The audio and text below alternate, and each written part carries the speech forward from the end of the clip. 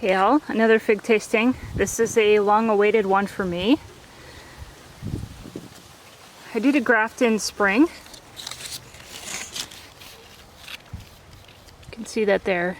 This is a Figo Preto on my Black Mission tree. The scion wood was obtained from Figaholics from Harvey.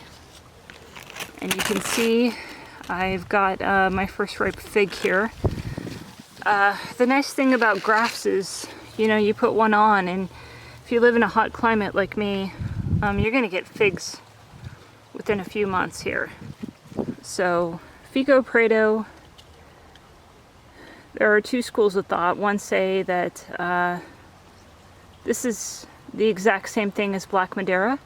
Another say it's very similar in taste, but actually is more productive and earlier to ripen. So honestly, if I were gonna pick between the two, I would pick the more vigorous one, which is the Figo Preto. And just an update on my Black Madeira. Well, it won't be producing any fruit. It produced one fig and it dropped about a month ago. So Black Madeira is a no-go for this year. But this Figo Preto is one we will try tonight. I'm going to go ahead and grab a leaf as well.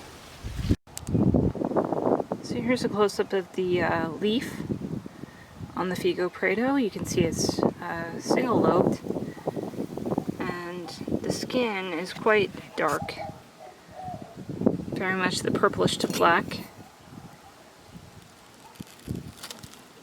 Cut this open.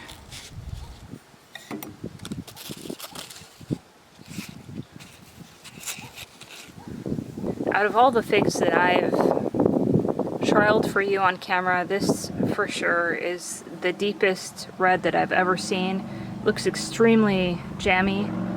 Not the largest fig, but from a small cutting, as you saw, this is a pretty good looking fig here. Definitely looks like it's going to have a deep berry essence with sweetness. Like I mentioned, very close to Black Madeira, so I'm excited to try this one. Figo Preto.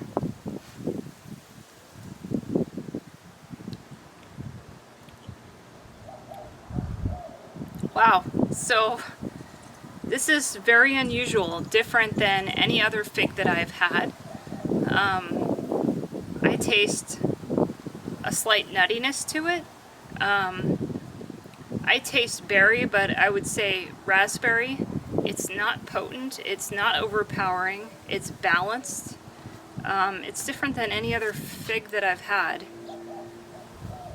It's not a hit you over the head, sugary, strawberry type fig like Panache Tiger. Not even like Bourgeois. It's more understated. It's elegant in its taste. It's got layers of flavor.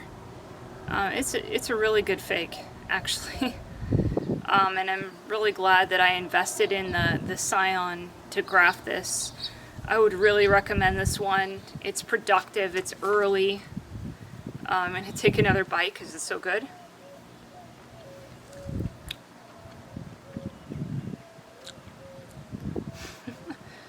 That's good. The skin is not as thin, not as light as some of the other varieties. It's a little thicker. It almost kind of reminds me of a fruit roll-up. It's got a little bit of thickness, and it's got a lot of fruit flavor just kind of baked into that skin. But it's not so chewy that it takes away from the pleasantness of the bite. So a really well rounded out fig. So I have to say, I don't know that I really care all that much about Black Madeira at this point. I've had a lot of really awesome dark figs to taste from. This one probably is the epitome of it. It hadn't developed that really deep fig nectar where it was just completely liquidy. There was still texture to it. I could have maybe left it to ripen a little bit more. But you know what? It's going to be a little different than it is on the East Coast. It is dry here.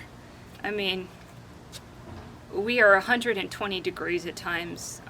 We're 112 next week.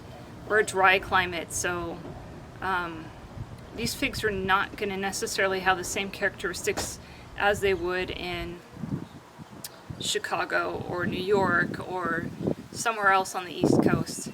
But a really good fig, great flavor, highly recommended.